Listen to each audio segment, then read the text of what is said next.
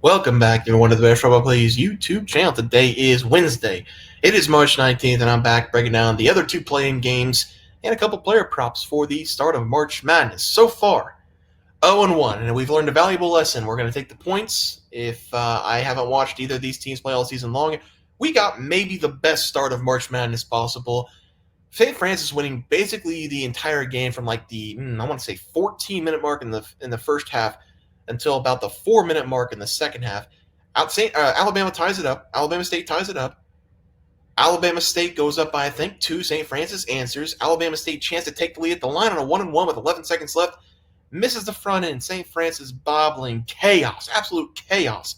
Going down the court. Out of bounds. 3.2 left, I think. 3.7 left.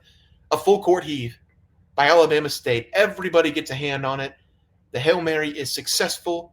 A layup from Alabama State. I think it was Knox who had a really good game for Alabama State. Kept him in it the entire time. And then St. Francis with the half quarter doesn't make it. So Alabama State wins it by 2. Had a minus 3.5. We're going to take the points in the 16-on-16 matchup today. Player props. Or I guess, sorry. We have North Carolina tonight, minus 4.5. Player prop Seth Trimble, 10-plus points, minus 114, minus 111, depending on what book you took it at. And other player prop tonight, Nick Boyd, over 14.5 points. 15.5, you won plus 104. 14.5, you won minus 117. So I took the minus 117 at 14.5. So those are the plays. SDSU and North Carolina are going to start probably in the next 20, 30 minutes. It is on TNT, so I'm just waiting for the game to start because we just got done watching Alabama State. So that was a really fun game. Let's go take a look at the games for tomorrow. We are going to start with Mount St. Mary. Mount St. Mary going up against American. Is it un-American not to take American? I don't know. But I'm going to take Mount St. Mary. Again, two teams I don't know hardly anything about. I am not going to be betting on this game. Like I said before, I am going to be betting on the Xavier Texas game. Going to be the first game I put $50 on because I've watched both those teams all season long. And then we're going to start with the $50 every game for March Madness. But I will break down Mount St. Mary going up against American.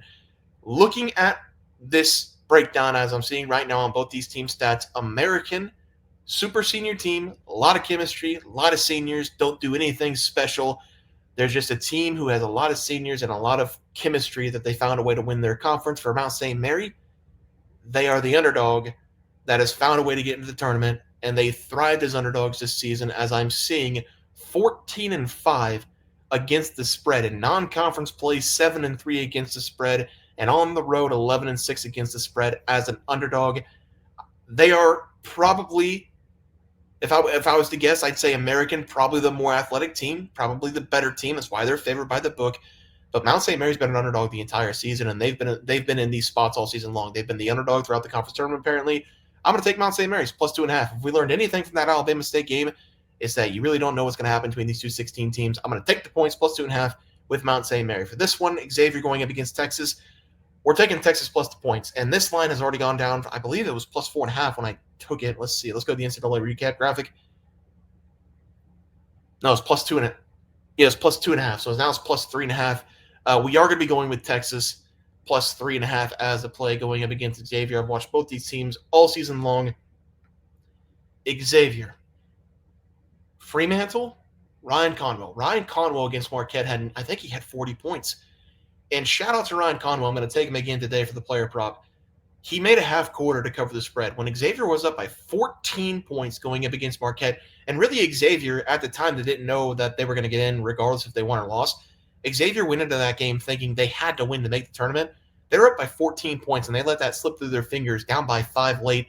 And the only reason they cover is because Ryan Conwell hits the half quarter. They could not make a shot in the last 4 minutes because Marquette was locking them up defensively.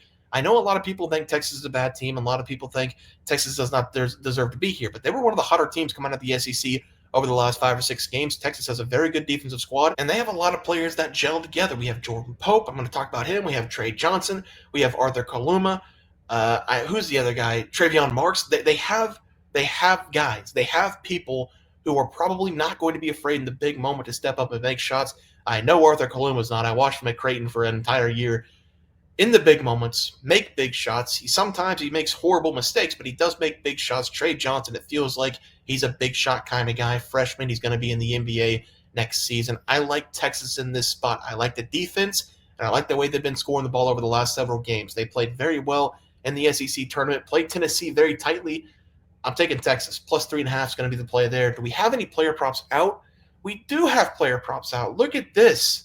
Ryan Conwell is going to be the play. Over his total points. No, we're going to go over his total threes for Ryan Conwell. 17.5 points on the player prop there. We're going to have to go 3 plus threes for Ryan Conwell, minus 130. Ryan Conwell, again, against Marquette. The only reason why Xavier stayed in that game late, and really why Xavier got that 14-point lead. Ryan Conwell, 38 points, 7 of 11 from the outside and 13 of 18 from the field.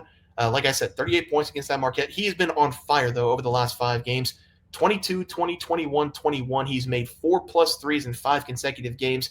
He's going for 3 plus threes in this game. Going to take him over the threes for the first player prop. And obviously, I'm not going to take anybody in the American and Mount St. Mary's, even though we did see some pretty good players on both sides for Alabama State and St. Francis.